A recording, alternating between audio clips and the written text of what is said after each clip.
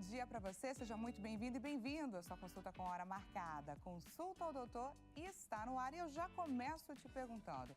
Você sabia que o Brasil está em 6º lugar no ranking dos países com o maior número de pessoas com a diabetes diagnosticada? Pois é, são 20 milhões de brasileiros que convivem com a doença. E olha só, se a gente parar, isso eu estou falando dos diversos tipos, porque se a gente parar para analisar de fato o recorte, por exemplo, de diabetes tipo 1, estamos então em 3º lugar. E aí ficam diversos questionamentos, porque esse número que eu estou trazendo, ele está muito aquém, porque quando a gente fala de diagnóstico, existem milhares de pessoas que possuem a doença e ainda nem sabem. Existe aí um levantamento que pontua que a cada 3 pessoas, pelo menos uma, possui diabetes e não tem conhecimento, porque se trata de fato de uma doença silenciosa. Por isso, é claro, a importância da gente debater sobre esse assunto. O que é diabetes? Quais são os sintomas? Qual é a forma de diagnóstico? E, principalmente, é possível, de fato, conviver com ela e com segurança? Quais são os cuidados? E a gente vai falar aqui tanto sobre prevenção quanto sobre manejo do cuidado com relação às pessoas que estão diagnosticadas com essa doença, quando o assunto é, de fato, a alimentação, o quanto ela importa, o quanto ela significa. Lembrou de alguém a quem essa consulta seja importante e necessária?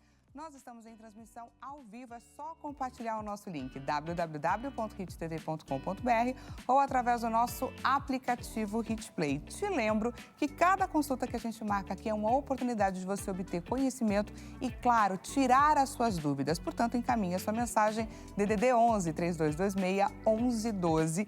E temos, é claro, a nossa clássica enquete já à sua espera. Aonde? Lá no nosso Instagram, no lugarzinho de sempre, @consulta ao doutor HitTV. Diretor João Capellini, bom dia para você. Coloca, por favor, a nossa enquete na tela. Olha lá o que a gente quer saber de você. Para qual notícia você quer a visão dos nossos doutores? Implante de Ozempic, chips para tratar diabetes e obesidade. Uso estético de canetas emagrecedoras para diabetes ou cuidados para manter diabetes controlado no inverno. Então, essas são as alternativas e a gente está aguardando, é claro, a sua participação. E agora deixa eu te apresentar quem são os doutores que já estão aqui prontos para compartilhar todo o conhecimento deles e também trazer orientações para o seu questionamento. Começo te apresentando, então, o Dr. Giovanni Finazzi, que é médico pós-graduado em Medicina do Esporte, Bodybuilding Coach e Nutrologia pelo Hospital Albert Einstein. Médico há 3 anos, escolheu a profissão pelo desejo de ajudar o próximo e pela própria transformação pessoal. Olha que interessante.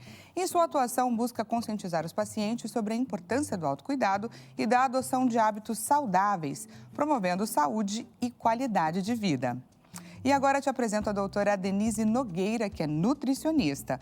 Com 45 anos de experiência na área, acredita que uma alimentação saudável é um dos principais pilares para prevenir doenças e promover qualidade de vida. Seu trabalho é voltado ao acompanhamento e à orientação de pacientes, incentivando hábitos alimentares mais equilibrados e também mais conscientes.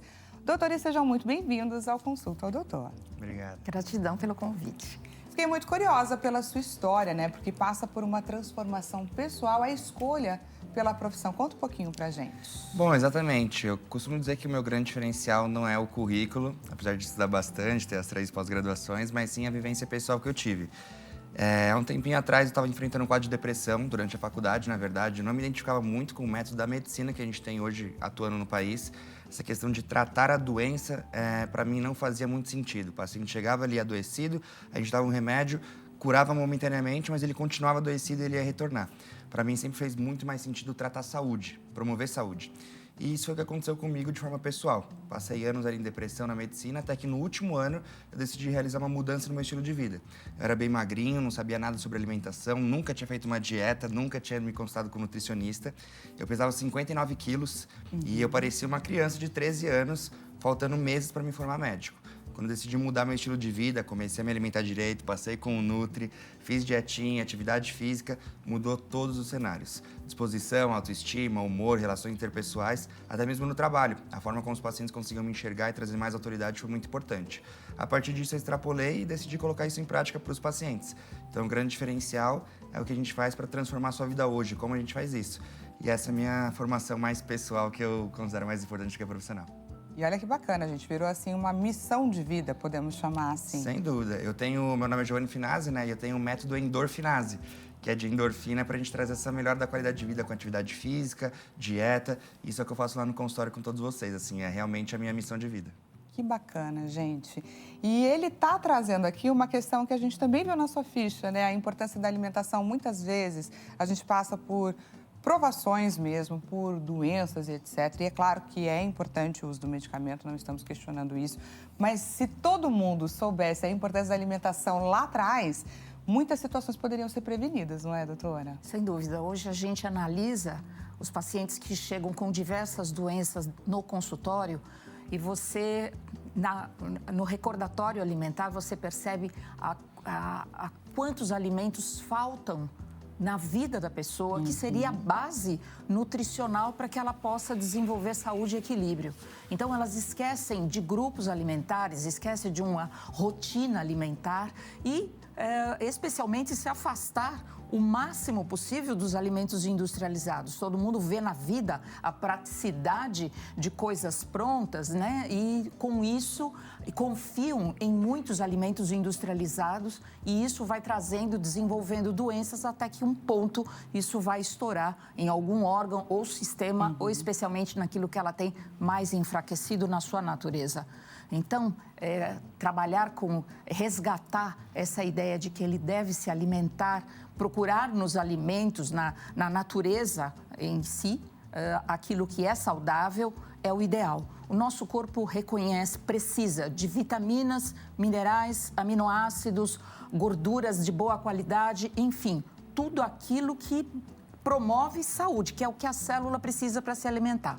Alimentou um tecido, uma célula que alimenta um tecido, que alimenta um órgão, que alimenta um sistema. Você tem aí a promoção da saúde.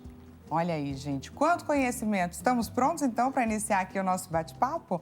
Vamos começar, então, falando o que é a diabetes. E ela é considerada uma síndrome metabólica, é isso? Exatamente. A diabetes nada mais é do que o mau controle glicêmico. Então, a gente tem o nível de açúcar no corpo e a partir do momento que o paciente, por uma causa X ou Y, não tem esse controle adequado, a gente gera esse quadro. E esse quadro, sim, é compreendido como uma síndrome, que é um conjunto de sintomas e quadro clínico ali que a gente tem com o paciente.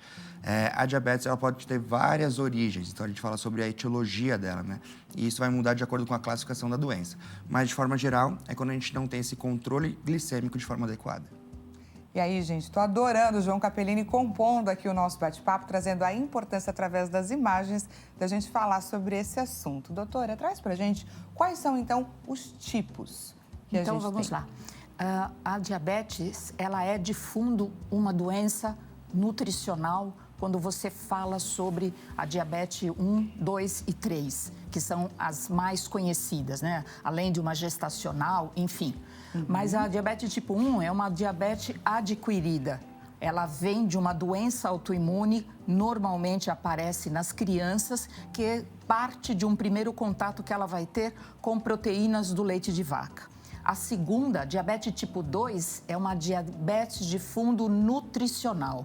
É a doença de fundo nutricional. Você desequilibrou o seu consumo de carboidratos. Os carboidratos que você come são altamente concentrados, né? Como um high fructose corn syrups, que é um tipo de carboidrato muito comum em pães integrais, porque ele vai em pequena quantidade na receita, alto poder adoçante. Então, você consome uma quantidade concentrada de carboidratos e desequilibra o sistema que envolve insulina, que envolve absorção intestinal desse carboidrato, vai desequilibrar o sistema e aí então a diabetes tipo 2 aparece pelo desequilíbrio inicialmente alimentar, que vai desequilibrar o sistema insulínico. Aí tem a diabetes tipo 3, que hoje é uma diabetes já considerada a base do Alzheimer, porque ela é uma diabetes de agressão especialmente cerebral. Então, aí ela desequilibra as células, os neurônios, né? Mata neurônios e traz esse problema neurológico de manifestação, principalmente de perda da memória. Então, o Alzheimer tem ligação direta com essa diabetes tipo 3. E a gestacional, que aparece especialmente nas mães por causa da grande alteração hormonal que ela tem, alteração do seu processo alimentar. Então, é muito importante, engravidou, tem que procurar um controle, uma orientação alimentar, porque a tendência, né, de algumas mães é desenvolver um peso muito alto na gravidez. E isso vai atrapalhar a criança, porque você vai desenvolver na criança a possibilidade dela ser um diabético no futuro. Então, cuidar dessa gravidez, dessa diabetes gestacional é importantíssimo, porque isso vai interferir na saúde da criança num futuro próximo. Falando da diabetes tipo 3, o que leva uma pessoa a desenvolver esse tipo de diabetes?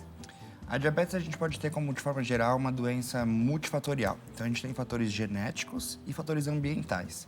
O ponto é aquilo que você tem já na sua carga genética, no seu DNA. Isso pode ser uma alteração, uma disfunção da produção da insulina, o hormônio que controla, assim como a gente também tem os fatores ambientais, que é o estilo de vida. Isso associado gera o quadro.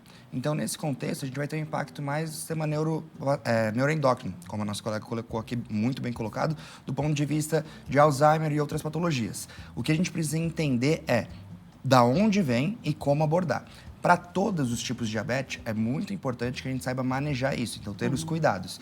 Então, uma alimentação adequada, uma medicação em dia e por aí vai. Mas a gente vai ter a variação do tipo de tratamento de acordo com a origem disso. Então, essa etiologia é muito importante. Às vezes a gente precisa, sim, de uma insulina, às vezes não. A gente pode com medicação oral, às vezes só com a dieta, com a mudança de estilo de vida. Então, esses são os fatores que vão fazer a principal diferença entre os métodos.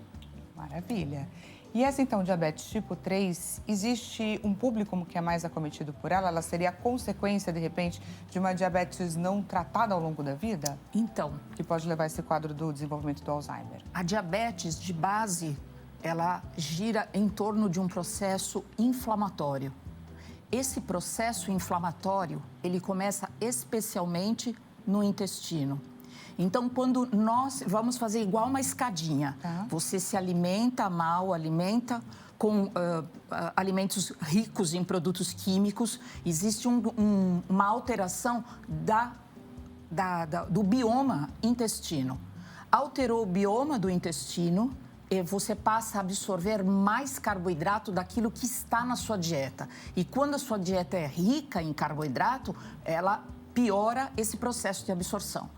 Esse processo inflamatório vai crescendo no corpo da pessoa e acaba chegando no cerebral. Então, o Alzheimer, ele tem por base o desequilíbrio cerebral pelo processo inflamatório e pela presença de um desequilíbrio da insulina cerebral e do carboidrato existente na dieta da pessoa. Ela tem muito carboidrato e um processo inflamatório paralelo. Então, começa no intestino e vai gradativamente chegando até o cérebro.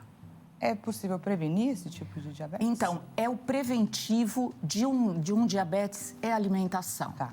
Quando a pessoa tem um carboidrato, uma dieta baseada em carboidratos simples, muito açúcar, açúcares concentrados, os leite condensados, os açúcares concentrados presentes nos alimentos industrializados, é aí que nasce ou mantém o problema. Ela precisa diminuir o carboidrato simples e aumentar e colocar na sua dieta o carboidrato complexo, que é aquele que entra devagar na corrente sanguínea, vai ter que equilibrar esse intestino, porque o intestino desequilibrado, ele piora o quadro de absorção do carboidrato, isso em grande quantidade. Então, tratar intestino de qualquer diabético é a base extremamente importante. É o melhor caminho. É o melhor caminho. A diabetes tipo 2 seria a mais comum e ela está diretamente ligada à obesidade, por exemplo, que hoje tem sido considerada uma epidemia global? Sim, são patologias completamente associadas. O grande diferencial aqui da diabetes tipo 2, assim como eu falei anteriormente, é a origem. Essa é uma doença que a gente vai desenvolver com o tempo, principalmente pelos hábitos. Então, aqui a gente tem a produção da insulina, que é o principal hormônio. Então, seu corpo tem insulina, mas ela tem uma resistência, ela já não age como deveria. Isso vinculado a uma má alimentação, como a doutora colocou, isso vinculado a uma má prática física, um sedentarismo e por aí vai. Já nos outros casos, você pode ter a não produção da insulina. E aí seria diabetes tipo 1, por exemplo. É uma outra causa.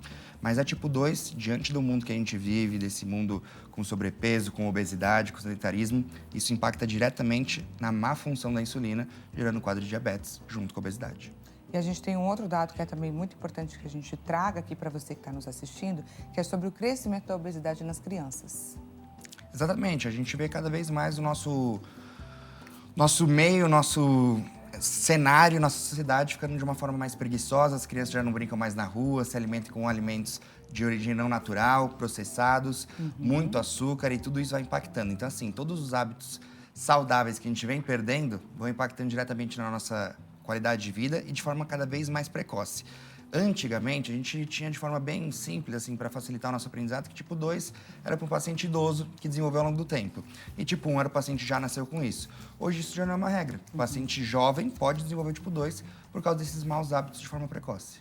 Então, por exemplo, uma criança que se alimenta mal, que tem um alto consumo de carboidrato, de açúcares e tudo mais, pode vir a desenvolver na fase adulta, ou seja, antecipando esse período que você estava trazendo, que antigamente era só os idosos que desenvolviam, certo? Exatamente. Doutora? Então, a criança hoje já começa a ter as doenças de adulto. Ela já começa a ter alteração de colesterol, de HDL, triglicérides, especialmente o triglicérides que vem do desequilíbrio alimentar.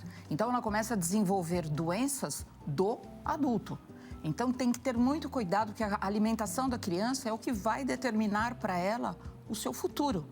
Então, muito açúcar, os refrigerantes, os sucos de caixinha, que pessoas que não têm noção da quantidade de açúcar que tem num produto e serve isso diariamente. Uma marmitinha de escola, né, uma lancheirinha de escola, a quantidade de carboidrato que tem, especialmente carboidrato simples, é a bisnaguinha, é o suquinho de caixinha, pouquíssimos alimentos naturais. E isso traz, então, desde um convívio, né?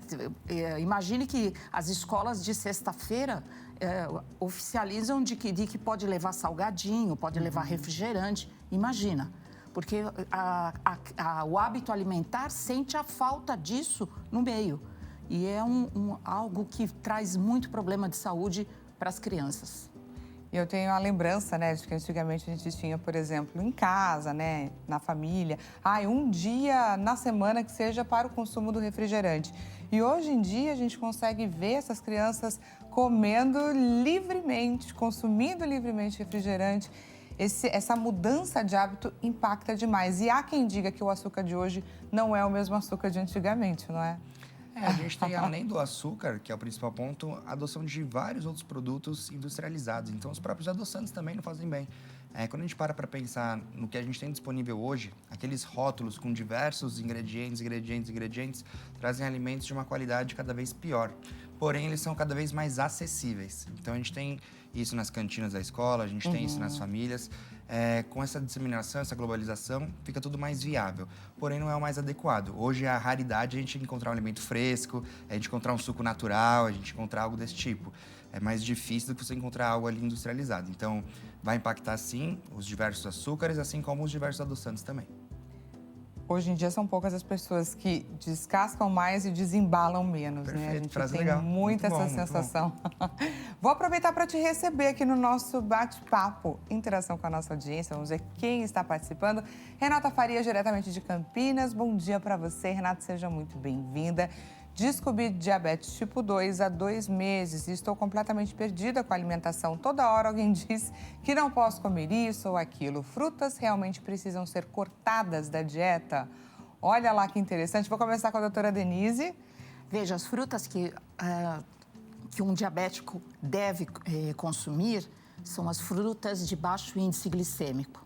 Então, nós temos na natureza uma variedade grande de frutas que têm baixo índice glicêmico, frutas que a gente consegue fazer um suco, e também aquelas que têm médio a baixo índice glicêmico, que são as mais indicadas. Então, o abacate seria uma grande fruta para um diabético, porque você está ganhando os nutrientes da fruta e se ligando menos a um açúcar, por exemplo. Então, as frutas que têm mais gordura, abacate, um caqui, uma laranja lima da Pérsia, que tem baixa quantidade de frutose, que o ideal para um diabético é aquilo que não gere frutose em grande quantidade. Porque normalmente um diabético vem acompanhado de depósito de gordura no fígado, que é uma coisa quase que junta com um paciente com diabetes. E essa gordura no fígado, a base dela é o excesso de frutose que veio do açúcar que ela comeu.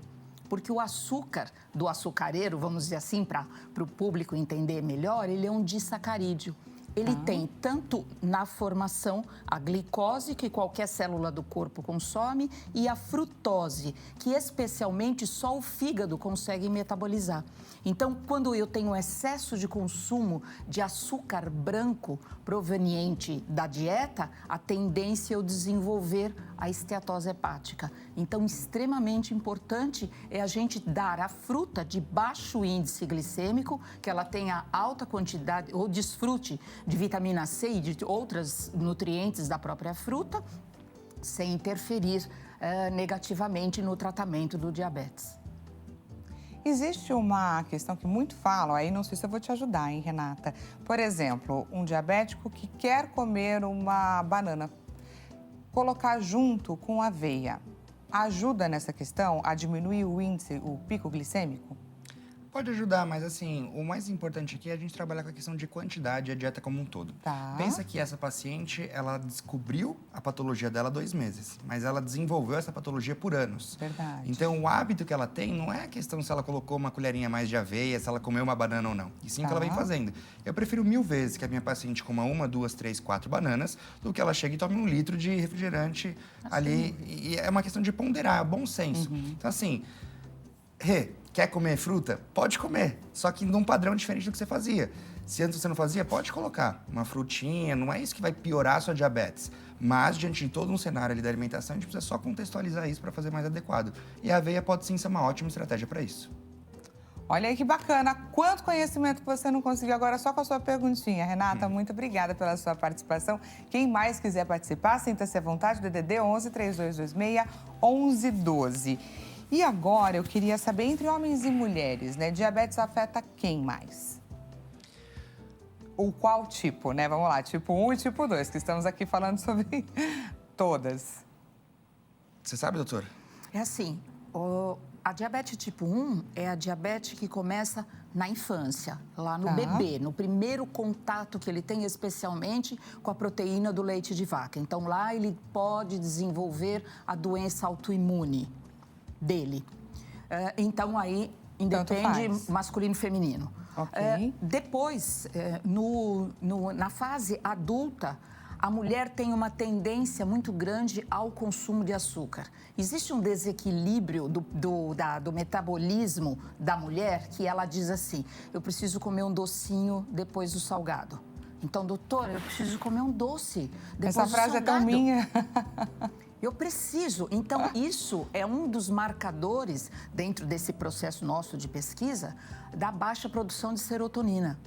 Toda pessoa que tem baixa produção de serotonina, ela procura comer alimentos que estimulam a produção de serotonina. E o açúcar, né? O docinho, o chocolate depois da comida é um grande estimulador. Ele consegue acalmar esse processo do docinho após a refeição. Então, tratamos a fase da mulher que está com baixa produção de serotonina para tirar dela a vontade do açúcar, e isso ajuda em toda a dieta dela no controle da sua glicemia, no controle do diabetes.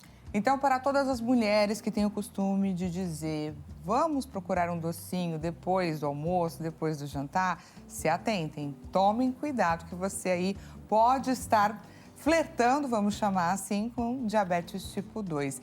E existe uma fase, né, que muitas pessoas já podem ter sido diagnosticadas nela, numa faixa, né, que é o pré-diabético. Conta pra gente um pouco mais sobre isso. Bom, a gente tem alguns parâmetros para diagnosticar de fato a diabetes. Então, a gente precisa de 2 alterações em exames laboratoriais para fechar esse diagnóstico. Porém, se a gente tiver um exame alterado ou se a gente tiver alguns valores próximos desse limite, a gente considera uma pré-diabetes. Então, esse seria um passinho antes. Se você não cuidar da sua pré-diabetes, se você não melhorar o seu estilo de vida, se você não tratar, fazer o que tem que ser feito, você vai desenvolver a diabetes. Então, assim, tanto um cenário tão ruim quanto o outro. A diferença é fechar o diagnóstico. E aqui a gente pode atuar de uma forma mais preventiva. Então, se o paciente chega no meu consultório com valores de pré-diabetes, eu vou tratá-lo da mesma forma que eu trataria o paciente com diabetes na questão da mudança do estilo de vida. O que a gente vai deixar para um segundo momento é a necessidade de uma intervenção medicamentosa, por exemplo. Existem alguns casos já mais avançados, em valores muito maiores, e novamente frisando, de acordo com a origem da doença, que a gente já precisa intervir com a medicação no primeiro momento. Perfeito. Quais são os exames para o diagnóstico? E aí eu estendo também a pergunta para quais são as falas, né, mais ouvidas em consultório e tudo mais que acendem o alerta para vocês de que aquele paciente pode estar ou em estado de pré-diabetes ou possivelmente com diabetes. Começando com a Denise. Então, vamos lá. Para fechar um diagnóstico, como o doutor falou, você precisa de vários marcadores estarem apontando para um mesmo lado. Tá. Então, você pediu uma glicemia de jejum, uma insulina de jejum, um índice OMA-IR. O OMA-IR ele vai dizer a relação glicemia-insulina.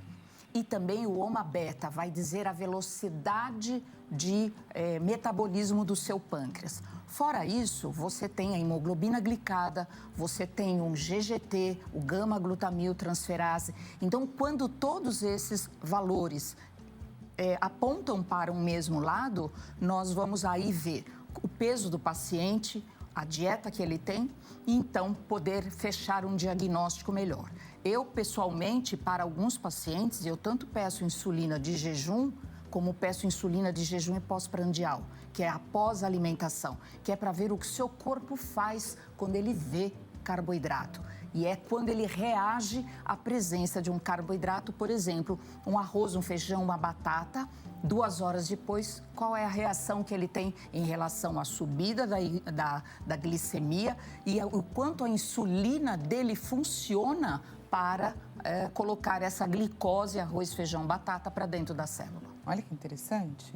E por onde caminha o seu diagnóstico, principalmente na anamnese com o paciente? Assim, existem falas muito específicas? Sem dúvida, a gente consegue primeiro notar na questão da composição corporal. É o paciente que ele já vem com aumento do peso corporal total, ganho de gordura, desenvolvimento de outras doenças associadas, como, por exemplo, obesidade, sedentarismo, cansaço. A gente sabe que esse mau controle glicêmico exige um aumento da produção de insulina, esse quadro que a gente chama de resistência à insulina. E ela causa aquela letargia, aquele cansaço, mais ou menos quando você come uma pratada de feijoada e te dá um soninho depois. É o paciente que sente isso o tempo todo, constantemente. Então, você vê que não é algo natural, não é aquele paciente ativo, é um paciente mais sedentário, por aí vai. Então, tem outros sintomas já num quadro mais avançado, pensando já numa diabetes bem complicada, como neuropatia, alteração de sensibilidade, alteração visual, retinopatia diabética. E aí já é um quadro que a gente não vê com tanta frequência, porque é um paciente já bem debilitado, mas que a gente pode ver sim naqueles pacientes que não têm um acompanhamento contínuo no médico. Aquele paciente chega uma primeira vez já no estágio bem avançado. Porque muito se fala sobre essa questão de ser, de fato, uma doença silenciosa, né? E aí eu acredito que isso torne o diagnóstico tardio, muitas vezes. A gente vai descobrir isso quando o paciente sentiu. Então, quando ele se preocupou, e para ele se preocupar com uma diabetes, é porque o negócio ali foi longe demais. A alteração no nível de sangue, ela vai ser momentânea. Então, a gente tem a insulina de jejum, como a doutora comentou, que a gente vai coletar ali no momento de jejum. Se esse paciente comer, tiver uma alteração no exame pontualmente, de acordo com a alimentação no dia anterior, isso pode impactar. E aí vai ter um resultado mais sensível, porém não tão bom de forma crônica. Para isso, a gente pede outros exames. O que eu quero destacar é, essas alterações momentâneas, a gente tem capacidade para corrigir. Então, isso não vai impactar em quadro sintomatológico para o paciente. No máximo, uma hiperglicemia no momento, ou o inverso, uma hipoglicemia reativa. Agora, a longo prazo, quando o paciente, por exemplo, já não tem mais a sensibilidade do dedão do pé, pensa o quanto isso não foi longe demais. E esse é um diagnóstico tardio, que aí fica mais difícil o tratamento. Então, cada vez mais a gente vem buscando estratégias, recursos, para diagnosticar isso de forma cedo, precoce, e tratar a doença sem trazer efeitos não reversíveis.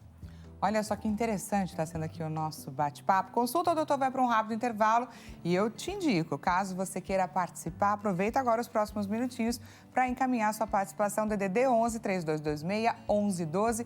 Consulta, o doutor volta já já e já estamos te esperando.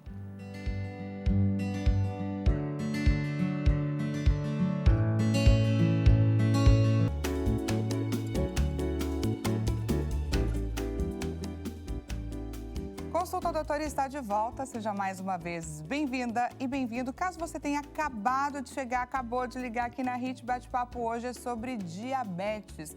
Uma condição que acomete muitas pessoas, cerca de 20 milhões aqui no nosso país, e isso daí falando sobre os diversos tipos.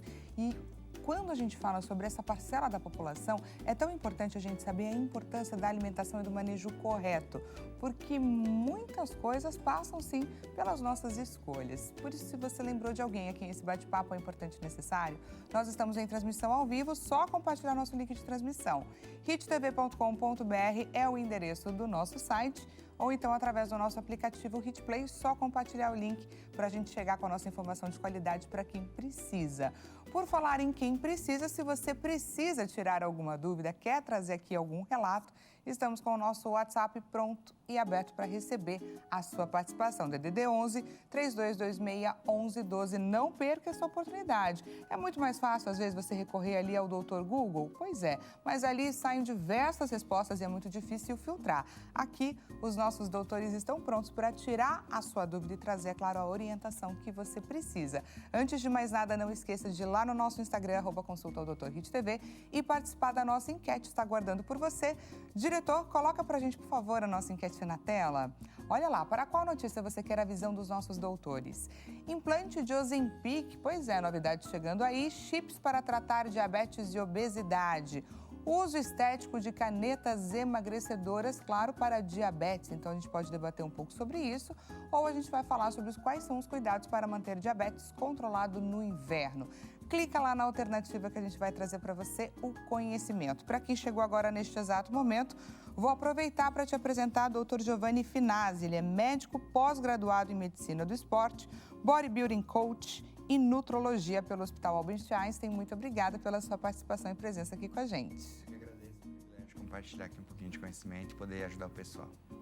E também te apresento a doutora Denise Nogueira, que é nutricionista. Mais uma vez, obrigada pela sua participação, doutora. Agradeço pelo convite e a oportunidade aí de passar informações para o teu público que é interessado em saúde. Por falar em interessado em saúde, deixa eu aproveitar para te receber aqui no nosso bate-papo, mais interação com a nossa audiência na tela. Vamos ver quem participa agora, a Adriana, de Campo Grande. Olá para você também. Adriana, então manda pra gente: sempre janto muito tarde por causa do trabalho. Isso pode dificultar o controle da glicemia? Vou começar pelo doutor. Olha, a gente até pode ter sim um impacto direto vinculado no ciclo circadiano, que é onde a gente produz os hormônios e tudo mais. Mas mais importante do que o horário, eu friso novamente, é o que você come e o quanto você come. Ai, doutor, eu jantei 11 horas da noite, fui deitar ali na sequência. Jantei uma comida leve, adequada.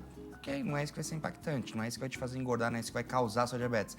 Não, doutor, eu jantei uma pizza mesmo e botei pra lascar. Isso é mais importante. Então, assim, pensando num ajuste mais fino, naquilo que pode ser mais aproveitado pelo paciente, a gente gosta, eu particularmente prefiro colocar mais carboidrato pela manhã, o paciente vai ter absorção e uso disso durante o dia.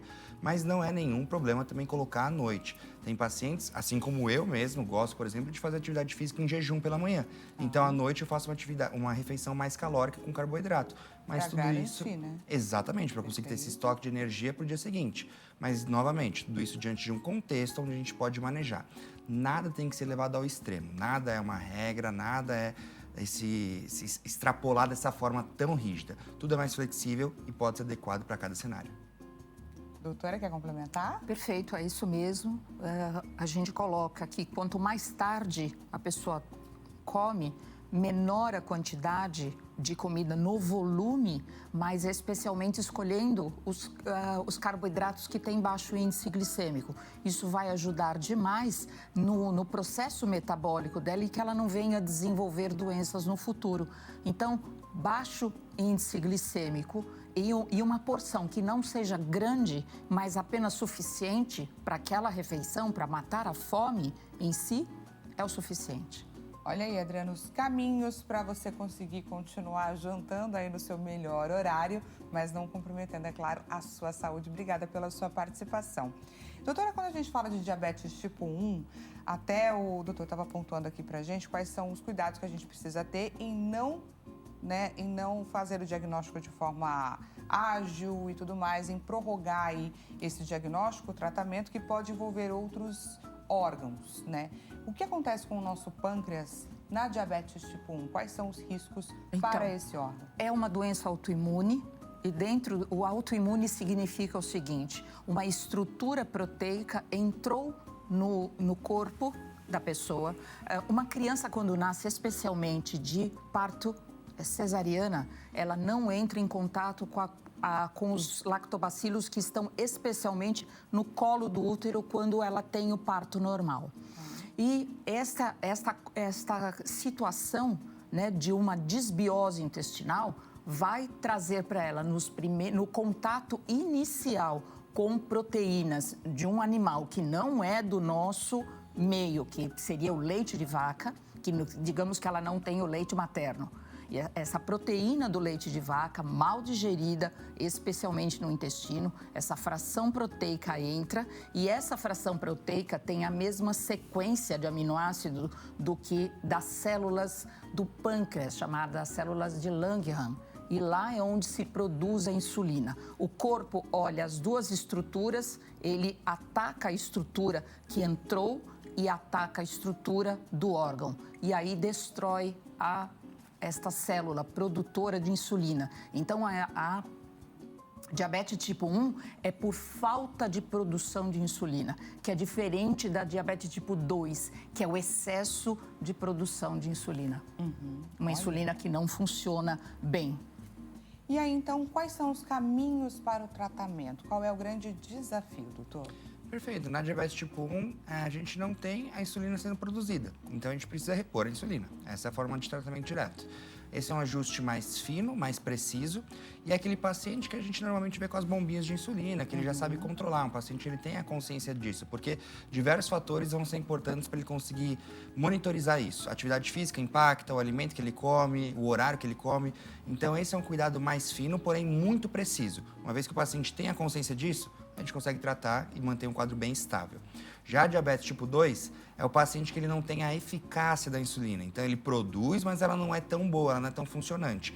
Para isso, a gente precisa melhorar a sensibilidade. E esse já é um ajuste um pouquinho mais dificultoso. Apesar de ser mais fácil do ponto de vista de medicação, de ser menos agressivo, a gente tem medicações a custo zero aí na farmácia, na rede popular, é algo bem disseminado, porém a gente precisa ter mais consciência do paciente na mudança de estilo de vida. A gente não tem um efeito tão imediato como a insulina controla na hora. Os outros remédios vão tentar trazer uma melhora da função dela junto com a mudança de estilo de vida. E aí, claro, a gente pode ir escalonando medicações e associando, fazer monoterapia, associar 2 medicações, 3, até chegar nas mais avançadas e mais modernas, como por exemplo as canetinhas, que já são associações de diferentes tipos de medicamento. Antes da gente falar sobre as canetinhas emagrecedoras, que a gente tem visto diversas notícias aqui, acolá e tudo mais, queria trazer um pouco a importância da alimentação no sentido de que, como elas têm manejos diferenciados, existe uma alimentação um pouco mais regrada em um dos tipos e a outra que você pode ser um pouco mais permissível, né? Porque você tem ali o ajuste da bomba, certo, doutora? Exato. Olha, hoje os tratamentos de diabetes não estão só em controlar a alimentação, mas sim em estar na base da doença do diabetes, que é controlar e tratar este intestino. Então, melhorar a permeabilidade intestinal ao carboidrato é extremamente importante. Então, por exemplo, hoje já se sabe que uma pessoa que tem carência de zinco na sua dieta, o zinco é extremamente importante na produção de insulina, na liberação da insulina, na entrada, na atividade da insulina na parede celular. Então, uma pessoa carente de zinco, ela vai ter problemas de ter uma insulina de boa qualidade. Então, hoje a gente vai tanto na absorção, vai tratar este intestino, vai dar lactobacilos ideais, diminuir permeabilidade intestinal e a gente consegue controlar isso pelo leucograma. Nós vamos lá no leucograma e vamos buscar o quanto de permeabilidade intestinal esse paciente está tendo. O quanto que está entrando de estruturas diferenciadas para a corrente sanguínea e há uma reação básica nossa, que é da série branca do sangue. Então, temos condição de avaliar a melhora da permeabilidade intestinal através de exames de laboratório. E com isso, dar o lactobacilo ideal, ajudar nessa variedade de lactobacilos e também nutricionalmente ajudar o pâncreas a ter todos os nutrientes e os elementos para ele produzir uma insulina de boa qualidade.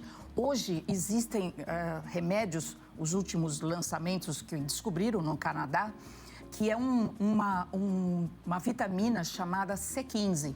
A C15 é uma vitamina extremamente importante que melhora a permeabilidade celular de todas as células do corpo, auxiliando na entrada da glicose para a corrente sanguínea.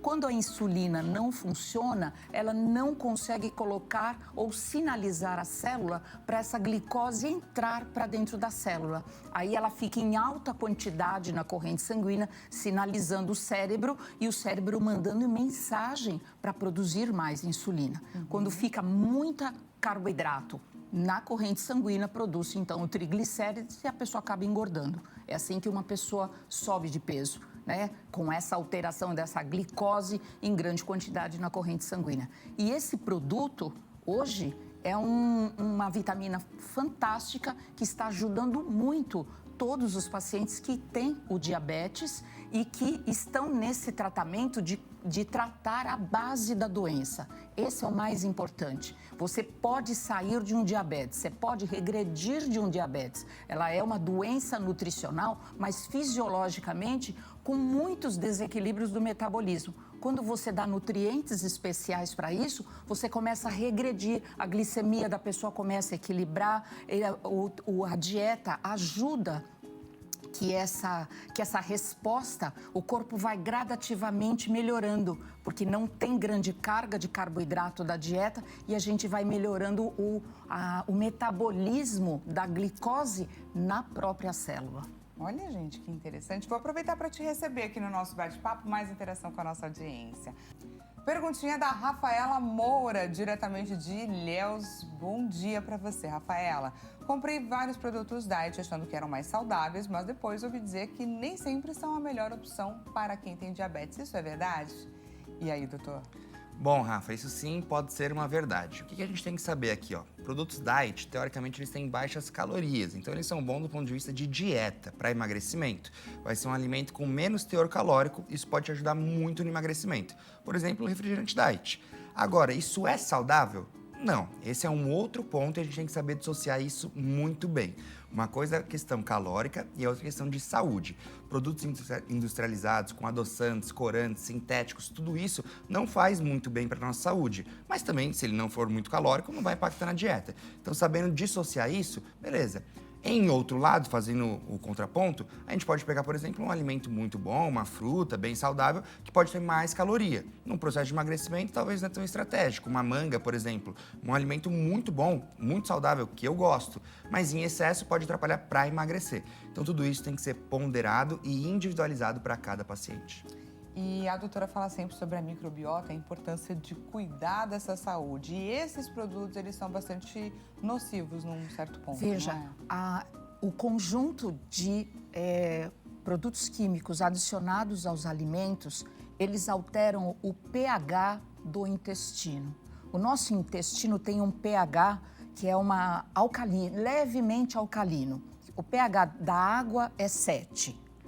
Né, uma coisa neutra. O pH do intestino, ele é levemente alcalino, 7,4, 7,5 no máximo. Esses componentes que são adicionados aos alimentos, eles têm perfil ácido. Então, eles acidificam o ambiente intestinal, promovendo, então, a morte dos lactobacilos. Então, para isso, para você ter um lactobacilo dado por cápsula para o paciente tomar, você tem que controlar de que ele deixa de comer alimentos industrializados, porque ele vai matar os lactobacilos que estão sendo repostos através da suplementação. Então, tratar o intestino significa realmente ter que se afastar de vários alimentos industrializados. Posso comer uma vez por semana? Dependendo do que ele escolher, sim. Por exemplo, como você mencionou, um refrigerante diet. São 18 tipos de produtos químicos para compor um produto que você toma 350, 400, 500 ml, porque você vai na ideia de que é diet, né? E isto vai trazer uma acidificação. do intestino e desequilibrando toda a microbiota intestinal. Gente, eu tô chocada. 18 tipos de produtos químicos para tirar aquela vontadezinha que a gente tem de comer um doce. Aí é mais fácil comer o doce, é isso que eu mais falo. fácil, A gente coloca o doce de Não forma é? calculada na sua dieta e fica muito mais gostoso, saudável. Exatamente isso. Não tem que extrapolar nada, cara. Pode ser tudo muito mais tranquilo. Olha que bacana. Adriana, obrigada, viu, por ajudar a gente a obter tanto conhecimento. Com uma perguntinha só, muito obrigada. Tenho certeza que ajudou não só a mim, como a muita gente. E, doutor, você estava comentando, né, sobre os outros órgãos que podem vir a ser acometidos caso essa condição não seja tratada ou ela demore para ser, de fato, diagnosticada. Você falou sobre neuropatia diabética. Eu queria desenvolver um pouco mais, porque muitas pessoas não têm essa noção, né? Uhum. Bom, quando a gente tem esse mau controle glicêmico dos níveis de açúcar, isso pode impactar diretamente na nossa sensibilidade. Então, lá nos neurônios, na nossa sinapse, na transmissão nervosa, isso pode gerar uma diminuição da sensibilidade. E alguns pacientes, por exemplo, começam a bater o pé, a ponta do pé. Aqueles pacientes que não têm muito cuidado, que usam bota o dia todo, trabalhadores rurais principalmente, e isso vai gerando uma lesão, ele nem chega a sentir. No final do dia, quando ele vai tirar a bota, que ele tira a meia, ele vê, por exemplo, o dedo machucado, já necrosado. Então, tem muito caso daqueles pacientes que fazem amputação, por exemplo, de dedos e tudo mais, já perdeu a sensibilidade, já morreu o tecido e a gente tem que debridar, tem que tirar. Então, esse é um caso, assim, muito avançado. Pensa que é um paciente com diabetes há muito tempo, que ele não se cuidou, ele não sentiu, tem poucos cuidados, não faz uma dieta. Mas é algo que pode, sim, acontecer. Tem a questão dos olhos, né, da saúde ocular, que muitas vezes também é negligenciada. Pacientes com diabetes precisam fazer um acompanhamento mais próximo, certo, doutora? Exato. Uma pessoa que chegou ao grau de um diabetes, ele tem carência nutricional diversa no corpo. Ele deixou de comer alimentos de qualidade, alimentos naturais, frutas, legumes, verduras, uma proteína, enfim, e trocou isso por alimentos industrializados, que são mais gostosos, né, mais frequentes, mais fáceis de serem comprados e assim por diante. Então, são pessoas que desenvolvem várias doenças paralelas ao diabetes por carência nutricional. Ela pode entrar em hipotiroidismo. Por exemplo, uma pessoa que tem insulina alta, a tendência dela é de desenvolver vários tipos de doença. A hipertensão, o hipotiroidismo, a esteatose hepática, a dislipidemia, a alteração do colesterol, HDL, LDL, triglicérides, ela vai ter aumento do ácido úrico. Muitas pessoas vê lá um marcador ácido úrico alto e ele olha e fala, pode ser o excesso de proteína? Tem que pesquisar a insulina dele, porque ele é um marcador já na sequência de uma insulina alta. Então, temos que controlar a insulina sempre. Eu peço sempre para os meus pacientes, em todos os seus exames anuais, peçam o seu exame de insulina, porque a gente pode estar descobrindo ali, numa alteração dessa insulina de jejum, que já vai ser um marcador importante, que ela está já no curso de desenvolver um diabetes e não sabe. Olha só. Pois é, gente, é importante ficar atento, fazer os exames, estar com eles em dia. Vamos juntos, então, conferir o resultado da nossa enquete? Resultado na tela. Vamos lá ver para qual notícia vocês querem a visão dos nossos doutores. A alternativa mais votada, olha só, me surpreendeu. Cuidados para manter diabetes controlado no inverno. Na sequência, 29% uso estético para de canetinhas emagrecedoras. E lá embaixo, 14% implante de Ozempic. E aí, quais são os cuidados para controlar diabetes no inverno? Começando pelo doutor. Bom, vamos pensar no grande diferencial do inverno. Friozinho. O que a gente vai querer? Se aquecer, uma comidinha mais calórica. A gente faz termogênese com mais caloria, com mais energia, então isso traz pra gente um aquecimento. A gente fica em casa, é inverno, come um chocolatinho, não vai se exercitar, fica mais sedentário. Então, todos os maus hábitos que a gente já sabe, a gente tem que se atentar ainda mais no inverno. Outro ponto que eu faço destaque é a questão de ingesta hídrica, tomar água. Mais frio, menos água a gente acaba ingerindo, é diferente do verão, que a gente está sempre se hidratando. Então, aqui a gente precisa manter a atividade física, aqui a gente precisa controlar o que come, controlar o quanto come, tomar bastante água e tentar fazer tudo aquilo que a gente já sabe que é mais importante, principalmente nesse momento mais difícil, que a gente vai buscar um refúgio na alimentação. Doutora? Então, é extremamente importante você utilizar a água como um grande hidratante de inverno, através dos chás, através das águas flavorizadas. Então, o paciente pode pegar um copo, colocar dentro do copo uma fatia de laranja, de limão, gengibre fatiado e acrescentar água quente. A água quente tem, pela medicina chinesa, a água quente faz uma limpeza especial dentro da célula e uma limpeza e hidratação de todo o trânsito intestinal. As pessoas que têm fezes secas são pessoas que estão extremamente desidratadas. A água quente no inverno é um grande alimento para a promoção da saúde e do equilíbrio. E é muito fácil de fazer. Muito fácil água de flavorizada, quentinha, e a gente toma uma água, um chá com muita facilidade. A água fria já é meio difícil de tomar no inverno. Façam uso da água quente flavorizada, que é excelente. Adorei. E olha, ao longo de todo o programa vocês trouxeram várias dicas, principalmente com relação à alimentação. E a gente aqui batendo na tecla, estamos aqui falando sobre diabetes, os cuidados no manejo, na prevenção, mas a grande questão é que todos nós devemos repensar e mudar a nossa alimentação, não é? Ah, sem dúvida. Assim, como eu falei para você no começo do nosso bate-papo, eu vivi essa experiência pessoalmente falando. E o uso de medicações, elas vão de fato auxiliar, elas vão te tirar ali de um quadro mais grave, elas vão servir como um estilingue e um avanço. Mas o que vai te curar, o que vai te manter bem, o que vai te transformar é a alimentação. É você conseguir ter isso de forma adequada, de forma crônica, de forma longa e duradoura. Então, assim, se alimentar bem faz bem para a cabeça, faz bem para o humor, faz bem para o sono, faz bem para suas relações interpessoais, faz bem para a vida. Comer bem é o melhor remédio que você pode tomar. Transforme, então, a sua vida através do poder da alimentação, fazendo, sim, melhores escolhas. Para quem quiser conhecer um pouco mais sobre o trabalho desses doutores, deixo à sua disposição o Instagram do Dr. Giovanni Finazzi, Dr. Finazzi, da forma como está aparecendo aqui do lado, e da doutora Denise Nogueira, Denise Nogueira Nutri. Gostaria demais de agradecer esse bate-papo, essa chance que nós tivemos de ter tanto conhecimento com vocês dois. Muito obrigada pela conversa de hoje. Eu que agradeço o convite, foi realmente muito prazeroso. Realmente. Obrigado por compartilhar Gratidão. tanto conhecimento, querida. Que bacana, gente. Espero que você aí do outro lado da telinha também tenha aproveitado essa consulta. Muito obrigada mais uma vez pela companhia. Desejo a você um excelente início de tarde. Amanhã a gente volta a se encontrar na nossa próxima consulta. Até amanhã.